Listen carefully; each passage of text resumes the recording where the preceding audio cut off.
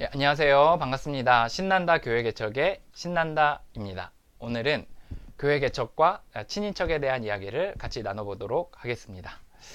예, 저희 친인척에 대한 부분에 있어서는 크게 뭐 두세 가지 정도로 좀 나눌 수 있는 것 같아요. 친인척을 제가 지내보니까 제가 생각하지 못했던 이제 부분들이에요. 이게 이렇게 힘들까? 아니면 뭐 좋을까? 뭐 이런 것도 생각 안 해보고 저는 그냥 저희 가족만 이렇게 시작한다고 생각을 하고 친인척은 전혀 이제 사실 생각하지 않았거든요. 그런데 시간을 지나 보니까 이게 굉장히 맞물려서 돌아가고 굉장히 큰 부분이더라고요. 그리고 이제 과거에 목회 선배들이 이렇게 개척하면서 얘기해 주셨던 것들이 이렇게 새록새록 생각이 나는 거예요. 교회 개척할 때, 뭐, 친인척의 도움을 받아라. 아니면 절대 같이 하지 마라. 뭐, 이런 얘기들 했던, 뭐, 양쪽에서의 다 두 가지 의견들이 다 갑자기 생각이 나더라고요. 그만큼 이 교회 개척에 있어서 친인척의 문제는 여러 영향을 이제 미치는 것 같습니다. 이제 친인척의 부분에 있어서 이제 제가 생각하게 된 거는 이제 몇 가지가 있는데, 하나는 큰형님께서 이제 아내의 큰오빠가 이제 저희 교회에 출석하시게 되면서 생각을 하게 됐고, 또 저희 집과 처갓집에서 여러 재정적인 지원들을 이렇게 해주셨을 때 또 한 번 생각하게 됐고, 또 요번에 명절에 가서 제가 또 한 번 더 생각을 하게 됐습니다. 이제 크게 이제 한 세 가지 정도로 나눌 수 있는 것 같아요. 첫 번째는 뭐냐면 적극적으로 도와주시는 경우들. 그래서 이제 재정적으로 이렇게 도와주시거나, 아니면 뭐 이렇게 뭐 공간을 빌려주시거나, 뭐 차를 이렇게 해주시거나, 뭐 그런 것들 있잖아요. 정기 후원자로 도와주시거나 그런 분들이 있는 것 같아요. 그래서 그렇게 이렇게 도와주시는 부류의 분들이 있고, 또 하나는 직접적으로 이렇게 교회에 참석해 주셔서 돕는 경우들이 있는 것 같습니다. 여기에 이제 장단점이 있어요. 제가 생각할 때는 이제 장점은 뭐냐면, 장점은 이제 사실 초반에 그 재정이든 사람이든 굉장히 이렇게 그 시드가 되는, 뭐라 그러죠? 그 씨앗 멤버, 씨앗, 그 재정 이런 것들이 되게 중요하잖아요. 그걸 키워가는 거잖아요. 그래서 그때 이렇게 처음에 초창기에 멤버로 참여해 주는 것과 재정으로 이렇게 지원해 주는 게 사실 굉장히 많은 큰 힘이 되는 것 같아요.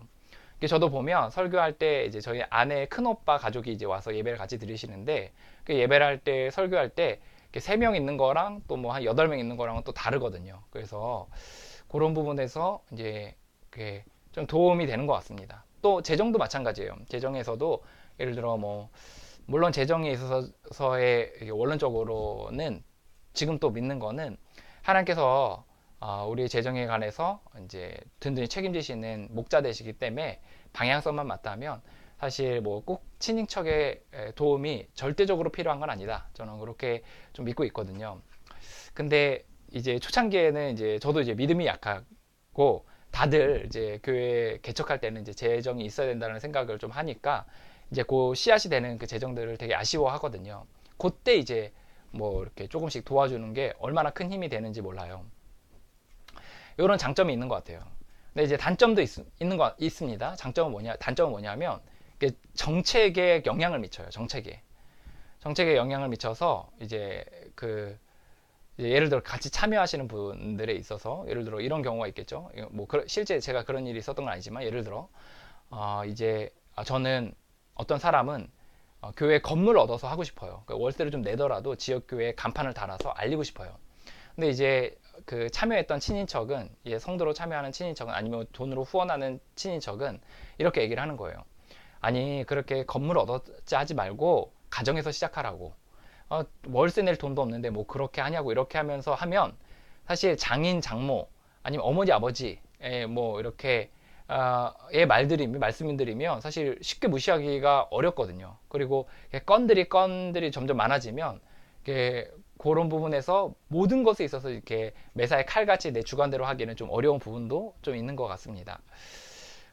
저는 이제 다행히 이제 그런 부분에서 이제 처갓집 식구들과 저희 집에서 좀 이렇게 맡겨놓는 편이어서 좀 그런 부분은 좀 감사하게 생각을 하고, 또 제가 초창기에 얘기했던 그 모델에 있어서도 되게 괜찮은 모델이다라고 얘기를 해주셨어요. 그래서 그런 부분에서 감사하게 생각을 하고 있거든요. 대신 이제 그 중간에 어떤 제가 얘기했던 그 정책에 있어서 좀 이렇게 좀 고개를 갸우뚱했던 이제 그런 경우들도 있었거든요. 그런 경우에 제가 이제 철저하게 무시할 수는 없더라고요. 근데 이제 그때 제가 이제 그런 부분들이 있어서 좀 무난하게 넘길 수 있었던 건 뭐냐면, 제가 그때쯤에 이제 교회 개척의 교회의 성공과 실패 이런 것들에 대해서 하나님께 맡겼거든요.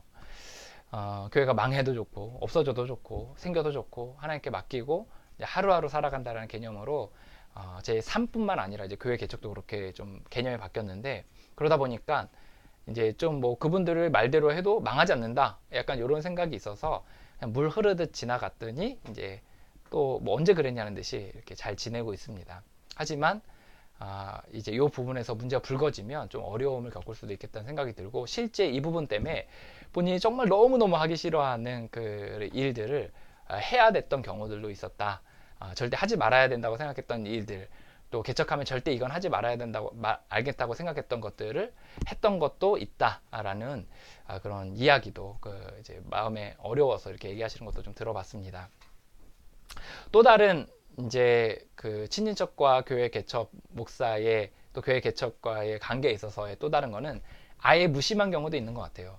그래서 예전에 이제 그런 그 교회 개척가 중에 개척하신 분 중에 이제 그런 부분을 가지고 이제 어려운 부분을 호소하는 부분도 이제 들은 적이 있습니다. 친인척이 이제 믿지 않거나 아니면 관심이 없는 거예요. 그래서 그런 경우에 이제 두 가지죠.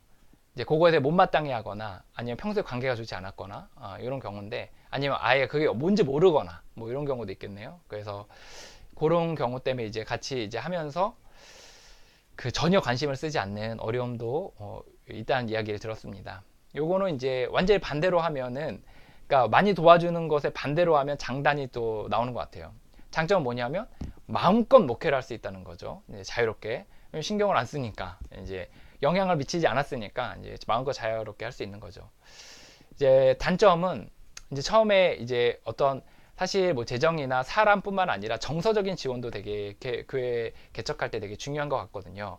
아마 이런 영상도 좀 그 교회 개척하시는 분들에게 정서적인 지원을 서포트를 약간이나마 아마 할 수 있을 거예요. 그러니까 저 사람처럼 이렇게 정신없는 사람도 교회 개척을 해서 하는구나, 아니면 저렇게 없는 상태에서도 교회 개척을 하고 이렇게 하는구나라는 이제 정서적인 서포트도 할 수 있겠다는 생각이 들거든요.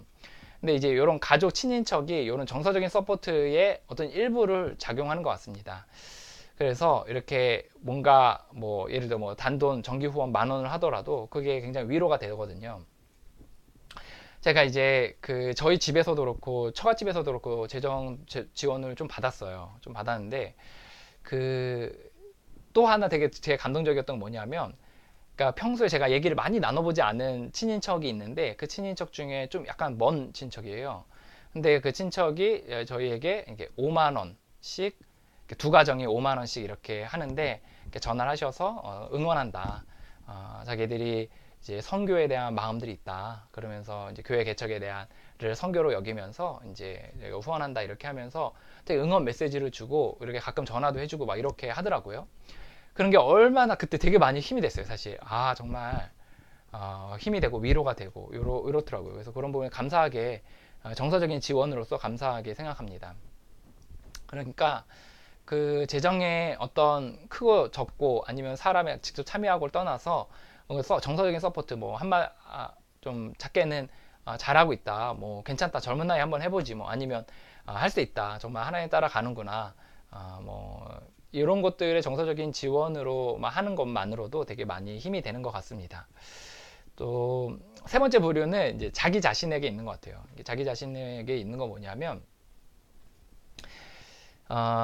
이제 제가 저희 이제 명절 이렇게 지나면서 좀 느낀 건데, 이제 그 관심이 없든 뭐 관심이 없는 경우는 좀 덜 하겠지만 어쨌든 말로 서포트를 하든 이제 그 재정적으로 지원하든 직접 참여하든 어쨌든 친인척들이 내가 개척을 한다는 걸 대부분 알잖아요. 그럼 이제 개척을 하면서 이렇게 쭉 가면은 이제 이게 한 달, 두 달 안에 확 올라오면 모르겠는데 그런 경우도 많이 있더라고요, 최근에는. 근데 이제 그러지 않은 분들이 더 많잖아요. 부응하는 사람도 많지만 부응하지 않는 사람이 더 많잖아요. 그러니까 1년, 2년이 지나도 그대로인 거예요. 뭐 1명, 2명, 3명, 뭐 10명 이내. 그래서 그 뭐 예를 들어 저희는 이제 예를 들어 10명이면 되게 자랑스러워서 10명이라 그러면 아유, 그래가지고 언제 이렇게 하겠냐 뭐 이렇게 할 정도로 되게 사람들이 보는 건 좀 다르거든요. 그래서 이제 시간이 지나도 이렇게 좀 부흥의 기미들을 좀 보이지 않거나, 또는 이제 사모님과 아이들이 이제 고생하는 경우들 있잖아요. 이제 사모는 일을 다니고 아이들은 막 이제 제대로 뭐 학원도 잘 못 다니고 이제 맛있는 거 잘 못 먹고 막 이런 경우들도 있잖아요. 이제 요런 가운데서 이렇게 이제 시간들이 지나면 본인이 이제 어려워지는 것 같아요. 본인이. 그래서 친척들을 만나면 이제 한마디씩 이렇게 물어보는 것들 신경이 쓰이고 이제 마음이 본인이 어렵기 시작하는 거죠. 그리고 아예 물어보지 않더라도 이제 마음이 위축이 되는 거예요. 예를 들어 이제 개척교회 목사는 이제 자녀들에게 좀 어떤 뭐 재정적인 지원이나 뭐 예를 들어 해외에 뭐 이렇게 여행 한번 제대로 보내주지 못하는데 친인척을 만났더니 이제 거기서는 막 어학 연수를 보내주고 이제 막 빵빵하게 서포트를 하고 뭐 옷을 하나 입더라도 뭐 메이커를 이렇게 입혀주고 막 이런 것들을 이렇게 보면 괜히 개척교회 목사로서 이제 위축되는 마음들이 있는 거죠. 그리고 이제 시선, 이제 나를 이렇게 좀 무능력한 사람으로 보지 않을까? 뭐 아내를 고생시키는 사람으로, 자녀를 고생시키는 사람으로 보지 않을까? 이런 생각이, 그 사람들이 그런 생각을 갖지 않더라도, 그런 말을 하지 않더라도 내 마음에 그런 위축되는 마음들이 저 같은 경우에 생기더라고요. 생기고 좀 이제 명절을 보내면서 좀 그런 것 때문에 한 번 더 생각을 하게 됐어요. 그 다음에 괜히 이제 자격지심에 자존심이 있으니까 이제 괜히 톡 쏘아서 얘기를 하는 거죠. 그래서 예를 들어 이제 여동생이 저한테 이제 제가 책을 이렇게 쓰는데 이제 뭐 출판사에 맡겨라. 저는 1인 출판사로 하려고 하는데 대기업에 맡겨라 막 이렇게 하더라고요. 그래서 저는 시장 조사를 다 하고서 이제 1인 출판사로 이렇게 하려고 하는 건데 이제 여동생은 이제 대기업에서 이렇게 출판 쪽에서 일을 하고 있으니까 대기업이 얼마나 잘해주는지 아냐 이렇게 하면서 이제 저한테 얘기를 하더라고요. 그래서 제가 이제 왜 이렇게 한마디 했죠. 이제 네가 뭘 한다 그래 막 이렇게. 그래서 이렇게 뭔가 그게 또 나중 돼서는 내 자존심 때문에 그렇게 얘기했나 이런 생각도 들고 그런 부분이 좀 있더라고요. 그래서 자존감도 낮아지고 자존심도 상하고 이렇게 되는 또 그래서 위축이 되고 또 뭔가 눈치를 보게 되고 말이 없어지고 이렇게 되는, 또 거기서 이제 더 좀 격하게 나가면 이제 반발심이나 아니면 이제 말다툼 같은 것도 하게 되고 이런 경우도 생기는 것 같더라고요. 그래서 이제 뭐 첫 번째와 두 번째도 어렵지만 이제 세 번째가 사실 제일 어려운 것 같아요. 제가 예전에 이제 개척교회 목사님들 세미나에 갔어요. 근데 거기가 이제 잘 모르는 목사님들하고 옆에 앉아가지고 같이 이제 이야기 나누는 그런 세미나였는데 제 목사님한테 목사님 개척하신 지 얼마 됐어요? 그랬더니 뭐 한 5년 됐어요. 그래서 어떻게 목회는 재밌게 하세요? 그랬더니 뭐 나 같은 게 뭐 막 이런 식으로 굉장히 자기를 비하해서 얘기하시더라고요. 그래서 이렇게 좀 당당하셨으면 좋겠다. 저는 이제 그때 개척을 하기 전이었고 당당하셨으면 좋겠다. 뭐 꿀릴 거 있나? 뭐 자기 소신껏 이렇게 가는 건데 이렇게 생각을 했는데 이게 환경이 이 자존감을 또 자존심을 압도하는 게 있더라고요. 그래서 이제 그런 부분에서 이제 저도 영향을 이렇게 좀 이렇게 쓰나미처럼 확 이렇게 받고 와서 명절을 지내고 오니까 좀 영향이 있더라고요. 저 같은 경우에는 이제 그러니까 이제 그게 좀 올라왔어요. 좀 이제 다시 좀 조금 괜찮아졌는데 여러 멤버들하고 좀 나누고 이렇게 하면서 좀 괜찮아졌는데 이제 이거보다 이제 제가 생각할 때는 최악의 경우를 한번 좀 얘기해 보겠습니다. 아마 동의하실 거예요. 최악의 경우 이렇게 이게 어떤 경우가 생기냐면 처음에 순수하게 시작을 했어요. 그리고 순수하게 목회를 하고 있고 재미나게 또 하고 있어요. 근데 이제 이런 친인척과의 관계 가운데서 여러 자존심도 상하고 자존감도 낮은 상태에서 이렇게 마음이 어려운 시간들을 겪는 거예요. 그러면서 어떻게 이제 동기를 바뀌냐면 동기가 오기로 바뀌는 거예요. 봐라, 내가 성공한다. 내가 반드시 너희에게 보여주게 마겠다. 라는 거로 동기가 확 바뀌는 거예요. 그래서 이제 재미나게 목회하고 목회 철학을 따라 사람을 얼마나 온전하게 만드는 데 집중하려고 했던 사람이 갑자기 이제 목회 철학을 바꿔서 어떻게 바꾸냐면 사람 수를 늘리고 건물을 그럴듯하게 세우고 그리고 남들 보기에 그럴듯한 목회로 이제 대우받는 목회로 연봉이 얼마고 막 이런 식으로 그 목회의 패러다임을 이렇게 바꿔버리는 거예요. 바뀌는 거예요, 자기도. 이런 경우에 저는 또 이해도 돼요. 왜냐하면 그 쓰나미가 굉장히 커요. 그 이제 예를 들어 학교 다닐 때 나보다 공부 못했던 사람이 이제 대학 가고 좋은 대학 가고 나중에 직장도 더 좋은 데 가서 연봉 더 높게 받으면 A라는 사람이 B라는 사람이 그랬으면 A라는 사람이 위축돼서 오기가 발동해서 뭔가 막 이렇게 또 열심히 살잖아요. 세상에서도 굉장히 그런데 이게 사람이다 보니까 그런 패턴이나 그런 프로세스들이 이해 못하는 건 아니에요. 하지만 저는 이런 경우에 그 최악의 상황에 치닫게 된다. 어떤 경우 왜 이렇게 되면 어떻게 바뀌냐면 자기 몸을 이제 혹사시키는 거죠. 자기 몸을 혹사시켜서 이제 그 야망을 위해서 목회를 이렇게 전념하게 되는 거죠.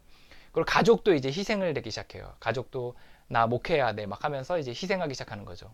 그리고 이제 예를 들어 나중에 부교육자라도 생기면 부교육자를 그런 식으로 보게 되고 이제 막 도구로서 쓰게 되고 성도들도 이제 어떤 수의 개념으로서 100명 중에 1명 이렇게 생각을 하는 거죠. 100명을 위한 1명 뭐 이런 식으로 생각하는 거죠. 그래서 한 명 한 명을 바라보지 못하는 순수하지 못하는 동기로 이제 바뀌게 되는 것 같습니다. 저도 이제 명절을 보내고 또 이렇게 시간이 지나면서 보니까 약간 오기가 생기려 그러더라고요. 그래? 내가 본때를 보여주겠어. 막 성공하겠어. 막 이렇게 라는 마음이 내가 굳이 마음을 갖지 않더라도 이렇게 마음이 올라오더라고요. 그래서 제가 그 하나님 앞에 그 마음들을 올려드렸어요. 사실 올려드리면서 좀 고생을 했어요. 하나님, 내 야망이 들려고 하는데 이 야망을 하나님께 올려드립니다. 내가 순수하지 못한 동기로 목회를 하려는 마음이 욱하고 올라오는데 내가 이거 올려드립니다. 성공과 실패를 하나님께 맡기고 오늘 하루의 삶에 충실하게 도와주시고 그 힘을 달라고 기도하는 시간들을 이렇게 아침과 저녁에 가졌어요. 그래서 한 2, 3일 정도 이렇게 시간을 지내니까 그 마음의 동기들이 다시금 순수하게 이렇게 좀 바뀌는 것 같아서 또 다시 재미나게 목회를 하게 됐습니다. 그 명절이 개척교회 목사들에게는 좀 쥐약이에요. 그리고 친인척 같은 경우에는 이제 그 양날의 검이다. 저는 그렇게 좀 얘기를 하고 싶습니다.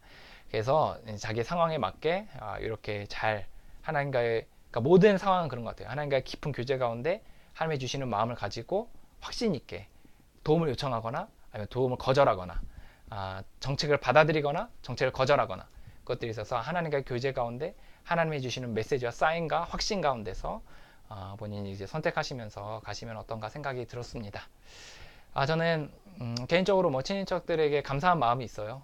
대부분 다 저에게 지원해 주셨고 정서적으로 물론 중간에 이렇게 서운하거나 아니면 뭐 이렇게 방향을 어떻게 해야 되나 막 이런 부분들도 좀 있었지만 전체적으로 하나님께서 저에게 좋은 이제 가족들을 주셔서 이렇게 잘 그래도 큰 무리 없이 이제 가고 있는 것 같습니다. 하지만 그 가운데서도 저는 이제 스스로의 자존감과 자존심 때문에 여동생하고 싸우기도 하고 또 이제 그런 일들도 이제 있었습니다. 그래서 이 부분이 쉽지는 않다는 거 이제 같이 한번 좀 나누고 뭐 이 영상이 뭐 누군가에게 이렇게 티칭을 하기보다는 그냥 저도 이제 자기 만족이에요. 이렇게 나누면서 그 나도 이제 좀 이렇게 얘기하고 싶잖아요. 그래서 얘기하고 싶은 거 나누고 또 스스로 좀 위안을 얻고 또 누군가에게 또 격려와 지지가 되는 그런 영상이면 좋겠다. 이 정도의 목적으로 영상을 남겼습니다. 예, 오늘도 저보다 10만 배, 100만 배 더 훨씬 더 훌륭한 목사님들이 그냥 입에 발린 소리가 아니라 정말 진심으로 그 훌륭한 분들이 많이 있다는 거 잘 알고 있습니다. 그런 목사님들 또 무엇보다 건강 잘 지키시고 또 열심히 우리 각자 사역의 현장에서 승리하셨으면 좋겠습니다. 열심히 목회하시는 우리 한국교회뿐만 아니라 전 세계의 여러 목사님들을 진심으로 응원합니다. 화이팅입니다.